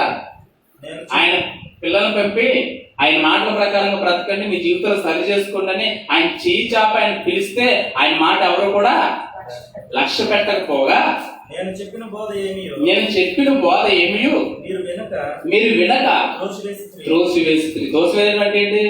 పట్టించుకోకపోవడం, ఎగతాళి చేయడం, మన జీవితాలను సరి చేసుకోకపోవడం. నేను గద్దింపగా లోబడకపోతుంది. కాబట్టి ఏం చెప్తున్నాడు? నేను గద్దింపగా, నేను హెచ్చరింపగా, నేను పిలవగా నా మాటను మీరు అలక్ష్యం చేశారు, నా తట్టు తిరగలేదు. కాబట్టి మీకు అపాయం కలిగినప్పుడు మీకు బాగా అర్థం కావాలి. కరోనా వచ్చిన దేవుడు ఏం చేస్తాడట? నువ్వు ప్రార్థన చేసినా నవ్వుతాడంట దేవుడు. ఆయన గద్దింపు లోబడకపోతే చదవండి. మీకు భయం వచ్చినప్పుడు, మీకు ఎప్పుడు భయం వస్తుంది? ఇప్పుడు వస్తుందా భయం? కరోనా వస్తుంది, భయం వస్తుందా? దానికంటే పెద్ద ప్రమాదం వచ్చినా మీకు భయం వచ్చినప్పుడు నేను అపహాస్యం చేసేదను. భయం మీ మీదకి తుఫాను వలె వచ్చినను, సుడిగాలు వచ్చినట్టు మీకు అపాయం వచ్చినను, మీకు కష్టము దుఃఖమును ప్రాప్తించినప్పుడు నేను అపహాస్యం చేసి నవ్వుతాడు. అప్పుడు ఆయన ఎగతాళి చేస్తాడంట మనల్ని. ఇప్పుడు మనం ఎగతాళి చేస్తే అప్పుడు ఆయన మనల్ని ఎగతాళి చేస్తాడట. అపహాస్యం చేయదును. అప్పుడు మీరు నన్ను కూర్చి కష్టం వచ్చినప్పుడు బాధ, ఒకప్పుడు నేను చెప్పాను, నన్ను ఎగతాళి చేశారు, ఇప్పుడు నా మాట ప్రకారం బ్రతకలేదు కదా, మీకు కష్టాలు వచ్చినాయి, బాధలు వచ్చినాయి, ఇబ్బందులు వచ్చినాయి, ఇప్పుడు మీరు నాకు మొర పెడతారు. అప్పుడు ఆయన ఏం చేస్తారట? నేను ప్రత్యుత్తరం మీకుంటున్నాను. నీ మాట నా మాట, నీ ప్రార్థన నా ప్రార్థన దేవుడు ఏం చేశాడట? ఆలకించాడట. ఎవరు పిలుపు తిరగకపోతే, దేవుడి పిలుపుకు ఆయన తట్టు తిరగకపోతే ఆలోచించండి.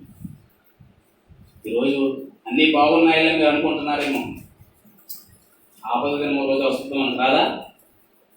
వచ్చినప్పుడు దేవుడు ఏం చేస్తాడంటే నవ్వుతాడట. అప్పుడు ఎగతాళి చేస్తాడట. ఇప్పుడు నువ్వు నేను కూడా ఆయన మాట పక్కన పెట్టి ఎగతాళి చేస్తే నిజంగా చెప్తున్నాను, ఖచ్చితంగా మన జీవితంలో దేవుడు కవ చేసుకున్నాడు. ఖచ్చితంగా మన జీవితంలో కష్టాలను తీసుకొస్తాడు. అప్పుడు అయ్యా ప్రభువా అని మొరపెట్టిన దేవుడు ఏం చేస్తాడట? వినడట, ప్రత్యుత్తరం ఇవ్వడట. ఎంత పెద్ద ప్రమాదం ఉన్నా ఒకసారి ఆలోచించండి.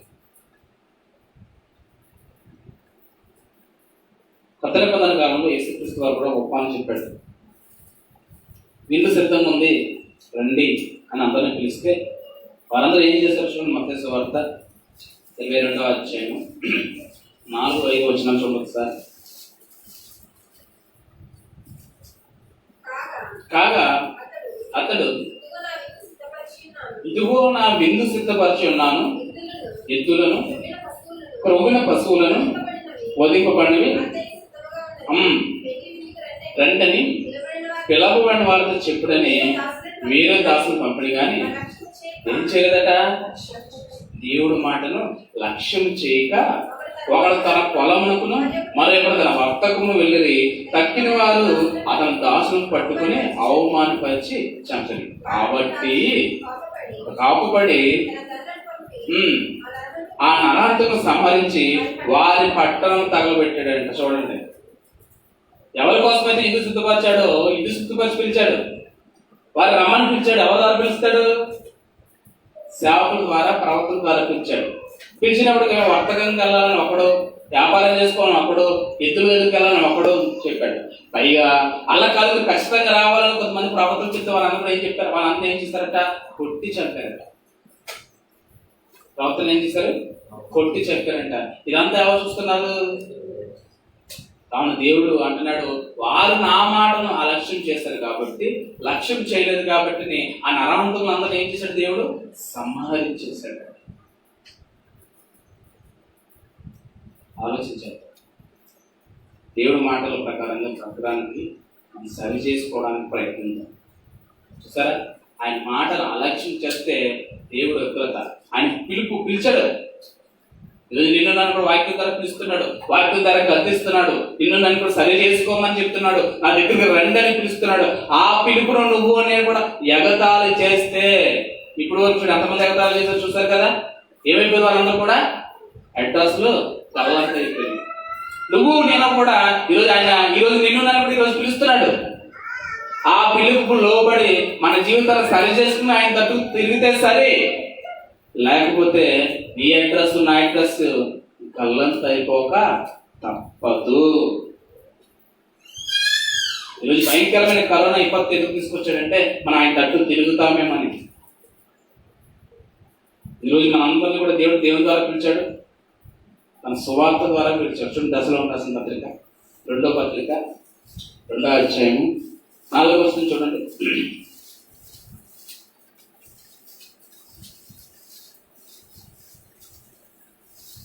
దశలోని రాసిన 2వ పత్రిక 2వ అధ్యాయము 4వ వచనం.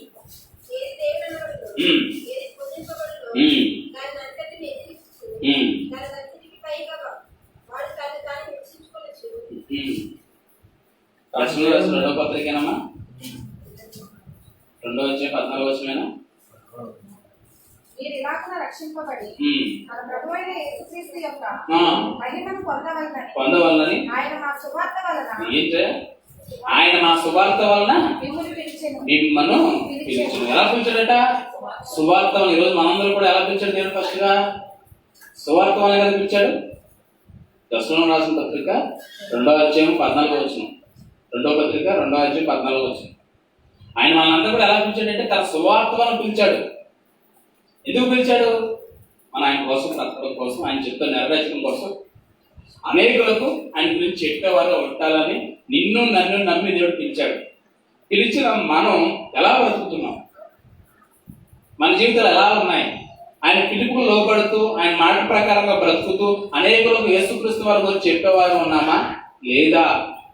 ఈరోజు దేవుడు ఇంతమంది ఇంచుమించుగా 750 కోట్ల మంది ప్రజలు నిన్ను నన్ను ఎందుకు పిలిచాడు? ఎవరికైనా గుర్తుపెట్టుకోండి, ఎవరికైనా నేను పరామర్శ చెప్పాను, ఎవరిలాంటి వాళ్ళకి అప్పు చెప్తాను? నమ్మకమైన వాడని నాకు నమ్మితే, నేను నమ్మితే. ఇప్పుడు నేను నమ్మిన పని చెప్పాను అనుకో, నమ్మిన నమ్మకమైన వాడనే కదా నేను నమ్మితే కదా పని చెప్తాను.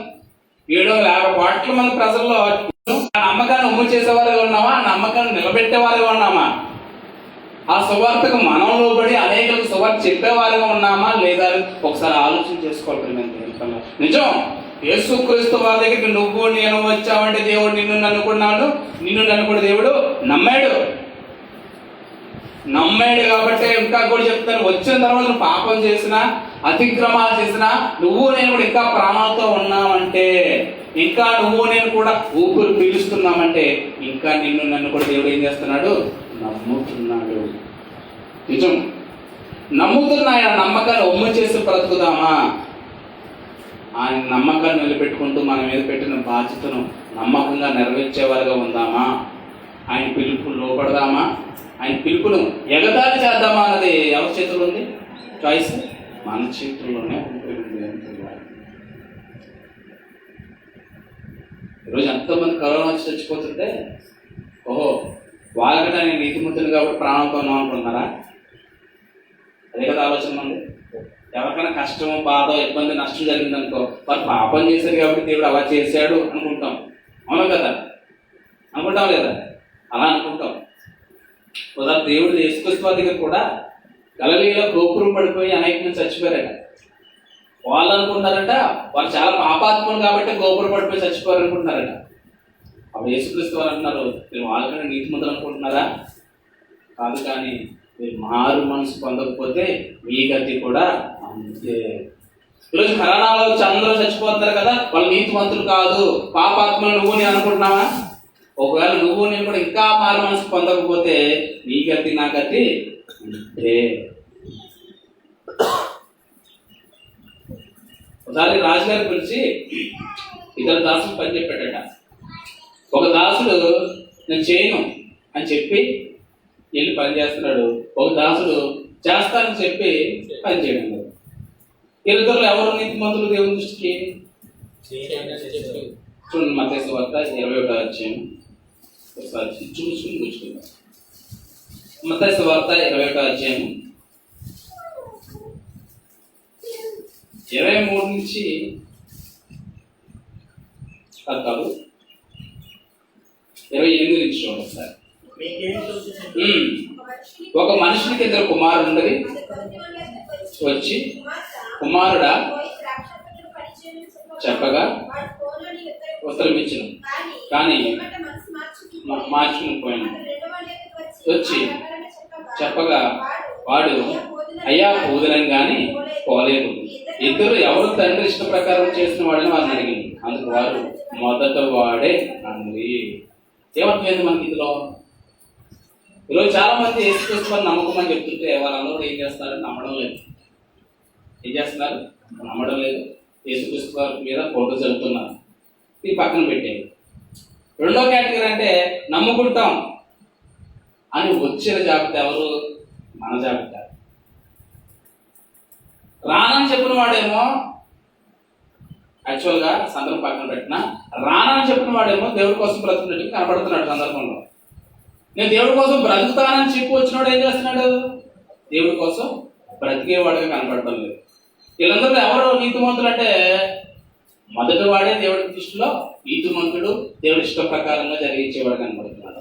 ఈరోజు నువ్వు నేను కూడా రానని చెప్పలా, సువార్త విన్నాం, దేవుడి మాటలు విన్నాం, విని ఎక్కడికి వచ్చాం?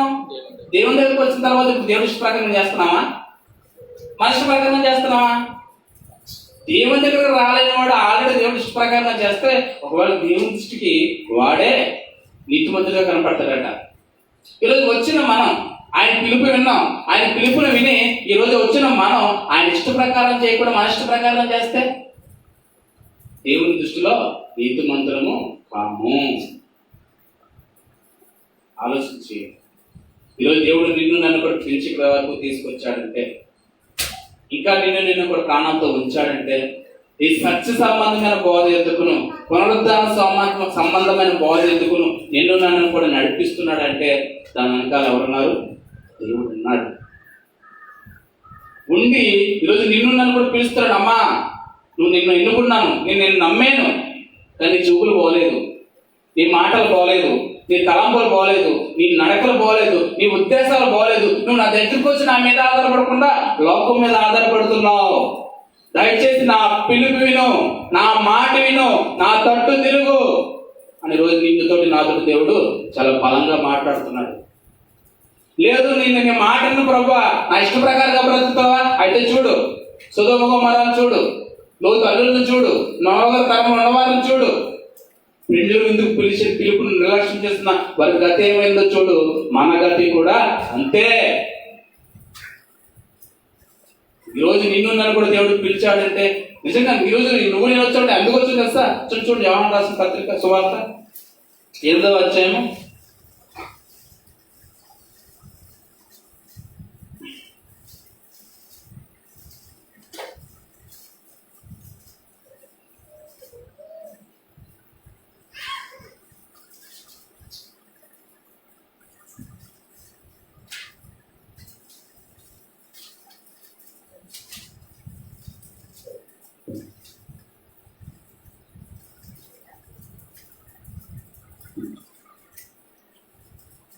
తండ్రి ఆరో అధ్యాయము 4 వచ్చి చూడండి ఒకసారి. 6వ అధ్యాయము యోహాను సువార్త 6వ అధ్యాయము 4 వచ్చి, నన్ను పంపిన తండ్రి వానిని ఆకర్షించేనే గాని ఎవడును నా యొద్దకు రాలేడు. యేసుక్రీస్తు వారు చెప్తున్నారు, నన్ను ఎవరైతే పంపారో వారిలో మిమ్మల్ని ఆకర్షిస్తే కానీ మీరు నా యొద్దకు రారు. నువ్వు యేసుక్రీస్తు వారి దగ్గర నువ్వు నేను వచ్చావంటే నిన్ను నన్ను ఆకర్షించింది ఎవరు? నిన్ను నన్ను నడిపించింది ఎవరు? దేవుడే. ఎందుకు ఆకర్షించాడంటే నిన్ను నన్ను కూడా దేవుడు నమ్మాడు. ఆయన పిలిపిన్నాం మనం. విని వచ్చిన మనం ఆయన ఇష్ట ప్రకారం చేస్తున్నామా, మన ఇష్ట ప్రకారం చేస్తున్నామని ఒకసారి ఆలోచించండి. ఒకవేళ మన ఇష్ట ప్రకారం చేస్తున్నాం కాబట్టి ఈరోజు నిన్ను నన్ను కూడా పిలిచాడు, సరి చేసుకో, నేను గర్దిస్తున్నాను, హెచ్చరిస్తున్నాను, శిక్షిస్తున్నాను, నా శిక్షను, నా గర్దింపుడు ప్రేమలు నా తట్టు తిరుగు, నా కోసం బ్రతుకు, ఖచ్చితంగా నువ్వు దేవుడి కోసం దేవుడి చిత్తాన్ని నెరవేర్చు అని రోజు దేవుడు వాక్యం నీతో నాతోటి బలంగా మాట్లాడుతుంది. ఏదో దేవుడికి ఉద్యోగం ఈ రోజు నీకు అడ్డుగా కనపడుతుందా? దేవుడి దగ్గర వెళ్ళడానికి, దేవుడి కోసం బ్రతకడానికి? దేవుడిచ్చిన చదువే అడ్డుగా కనపడుతుందా? దేవుడిచ్చిన పిల్లలే అడ్డుగా కనపడుతున్నారా? దేవుడిచ్చిన భర్తే, భార్య, తల్లిదండ్రులే నీకు అడ్డుగా కనపడుతున్నారా? ఒకసారి ఆలోచించు. ఒకసారి దయచేసి దేవుడి మాటను నిర్లక్ష్యం చేయకు, ఎగతాళి చేయకు. లక్ష్యం చేసి ఆయన పిలుపును, ఆయన గర్తింపుకు లోబడి మన జీవితాన్ని సరి చేసుకుందాం. మన చూపులను, మన తలంపులను, మన ఆలోచనలను, మన ఇష్టాలను సరి చేసుకుందాం. మన ఉద్దేశాలను మార్చుకుందాం. ఆయన మన మీద పెట్టుకున్న నమ్మకాన్ని ఒమ్ము చేయకుండా ఆ నమ్మకాన్ని నిలబెట్టుకుని దేవుడి కోసం బ్రతుకుతూ అనేకులకు సువార్త చెప్పేవారుగా, నమ్మకమైన సేవకులుగా, పరిచారకులుగా ఎదుగుదాం. అందుకే దేవుడు నిన్ను నన్ను కూడా ప్రేమించి ఈ ప్రతికూలమైన పరిస్థితుల్లో కూడా నిన్ను నన్ను కూడా సజీవుల లెక్కలో ఉంచుతున్నాడు. ఉంచి నువ్వు ఏమవుద్దులే అని ఇంకా దేవుడి ఇష్టాన్ని, దేవుడి గర్తింపు పక్కన పెట్టి దేవుడి మాటను నిర్లక్ష్యం చేస్తే, దేవుడి పిలుపును నిర్లక్ష్యం చేస్తే నీ గతి, నా గతి, నీ బ్రతుకు, నా బ్రతుకు ఖచ్చితంగా లోతల్లుళ్ళు జీవితాలు తెల్లారిపోయినట్టుగా మన జీవితాలు కూడా తెల్లారిపోతాయి. ఈ భూమి తెల్లారకపోవచ్చు, కానీ ఎక్కడ తెల్లారిపోతే నరకాగ్నిలో ఖచ్చితంగా మనం పడిపోతాం. జాగ్రత్త. అది చిన్నదా? లోతల్లుళ్ళు సొదొమ గొమొర్రాల అగ్నిగంధకాలను కట్టుకుంటే ఒక రోజు ఒక పూట, అంతే. అంతేనా? ఒక రోజు, లేకపోతే ఒక పూట, లేకపోతే ఒక వారం రోజులు వేసుకొచ్చా, ఒక వారం రోజులు. కానీ వారం రోజులు బ్రతుకుతారా? గట్టిగా ఒక గంట 2 గంటల్లో కాలిపోయి మరణిస్తారు. ఈరోజు మనకుంటే అగ్ని దండన, నిత్య అగ్ని దండన వారం రోజుల, 10 రోజుల, 10 సంవత్సరాల, యుగాలే. అజ్ఞానదు, ఆత్మ చావదు. శరీరం కాలిపోదు, మనం చచ్చిపోం. కొన్ని చచ్చిపోతే గొడవలేదు. సొదొమ గొమొర్రాలో లోతల్లులు చచ్చిపోయి గొడవలేదు. మనం చచ్చిపోతామా? చచ్చిపోకుండా 24 గంటలు 365 రోజులు, ఎన్ని సంవత్సరాలు, 2 సంవత్సరాలు కూడా అదే బాధను అనుభవించండి. ఎంత భయంకరమో ఆలోచించండి. ఆ పాతాలని దెయ్యాలు అయిపోయి, మనమే దెయ్యాలు భయపడతాం కదా. మనం ఏం భయపడతాం? దెయ్యం అంటే భయపడతాం. దెయ్యాలు పాతాల లోపలికి భయపడతాయట. యేసుక్రీస్తు వారు ఒకసారి గర్తిస్తే, దయచేసి మమ్మల్ని పాతాళం పంపొద్దు, ఆ పందుల గుంపులో పంపించండి, పాతాళానికి దెయ్యాలు వెళ్ళిపోతున్నాయట. చూడండి పాతాళం ఎంత ప్రమాదకరమైందో. ఇక బాగా పాతాళం గురించి అడగాలంటే ధనవంతుని అడిగితే ఇంకా బాగా చెప్తాడు. దాహేస్తే చిన్న నీళ్లు కూడా ఇవ్వట. కనీసం లాజరు పంపించి కొన్ని నీటి చుక్కలు అడుగుతున్నాడు, పంపించాడా దేవుడు? అంత భయంకరమైన పరిస్థితి. ఇందుకు వీళ్ళందరూ ఏం చేశారు? అందుకే ధనవంతుడు ఏం చేశాడు? దేవుడి మాటను నిర్లక్ష్యం చేసి తన జీవితంలో తన ఇష్ట ప్రకారంగా బ్రతికాడట. చూడండి లోకాసు వార్త మాట చూసుకుంది. లోకాసు వార్త 19 అధ్యాయము 16వ అధ్యాయం 25వ వచనం. అందుకు అబ్రహాము, కుమారుడా, నీవు నీ జీవిత కాలమంతా నీకు ఇష్టమైన సుఖం అనుభవించుతవి, అలాగనే లాజరు కష్టం అనుభవించి జ్ఞాపకం చేసుకును. ఏం చేశాడు ధనవంతుడు? ఏం చేశాడు? తన జీవితంలో తనకిచ్చిన జీవితకాలం మీద ఎవరిష్టం నెరవేర్చాడు. ఎందుకు తనకి తీర్పు? నరకం. ఈ మాట అంటే మరి నువ్వు నేను కూడా మన జీవితంలో దేవుడి ఇష్టాన్ని నెరవేర్చకుండా మన ఇష్టానుసారమైన జీవితం జీవిస్తే, మనకిష్టమైన జీవితాన్ని మనం జీవిస్తే మనము కూడా ధనవంతుడికి వెళ్ళే చోటికి వెళ్ళిపోక తప్పదు. జాగ్రత్త జాగ్రత్త జాగ్రత్త. సరి చేసుకోండి. దేవుడి మాటను లక్ష్యం ఉంచండి. ఆయన తప్పులు ఈరోజు ఎతికి మీతో మాట్లాడితే మీ జీవితాన్ని సరి చేసుకోండి. ఆయన శుభార్తకు లోబడి ఆయన మన మీద పెట్టుకున్న నమ్మకాన్ని ఒమ్ము చేయకుండా నిలబెట్టుకుంటూ నశించిపోతున్న ఆత్మ పట్ల భారం కలిగి ముందుగా మన కంటిలో ఉన్న దూరాన్ని మనం తొలగించుకుంటూ అనేక కంటిలో మనసును తొలగించి ఆయన తట్టు తిప్పుతామనే యవన వయసులో నిన్ను నన్ను కూడా దేవుడు పిలిచాడు. ఆయన పిలుపుకు లోపడుతూ ఆయన చిత్తాన్ని నెరవేరుస్తూ ఆయన కోసం బ్రతుకుతూ మనందరూ కూడా ఎక్కడికి వెళ్ళాలి? మహిమలో తను సంపాదించుకుందాం. అటువంటి ధన్యత ఆ రోజు యెహోషువ కాలేబు ఎవరి పిలుపును లక్ష్యం ఇచ్చారు? దేవుడు పిలుపు మీద లక్ష్యం ఇచ్చారు కాబట్టి కానాను అనే ప్రాంతానికి చేరగలిగారు. ఈరోజు నువ్వు నేను కూడా దేవుడి పిలుపుకు దేవుడి మాటకు లోబడి దేవుడి కోసం మనం బ్రతికితే ఖచ్చితంగా పారలోకు కానానులో అడుగు పెడతాం.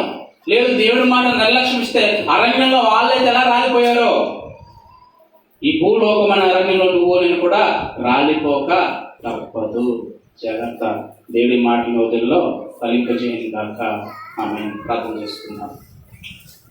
పరిశుద్ధుడా తండ్రి, ప్రేమగల దేవ, సర్వోన్నతుడా, సర్వశక్తిమంతుడా, మీ పిలుపును నిర్లక్ష్యం చేస్తే మా బ్రతుకులు ఏమైపోతాయని మాతో స్పష్టంగా మాట్లాడినందుకు పొందనాలు ప్రభు. స్తుతి స్తోత్రాలు తండ్రి. ఆనాడు ఇశ్రాయేలీయులు ఈ మాటను నిర్లక్ష్యం చేశారు, అరణ్యంలో రాలిపోయారు. నోవహు గారి కాలంలో కూడా ప్రజలు ఈ మాటను నిర్లక్ష్యం చేశారు, మీ పిలుపును నిర్లక్ష్యం చేశారు, వారు నాశనం పెడతారు.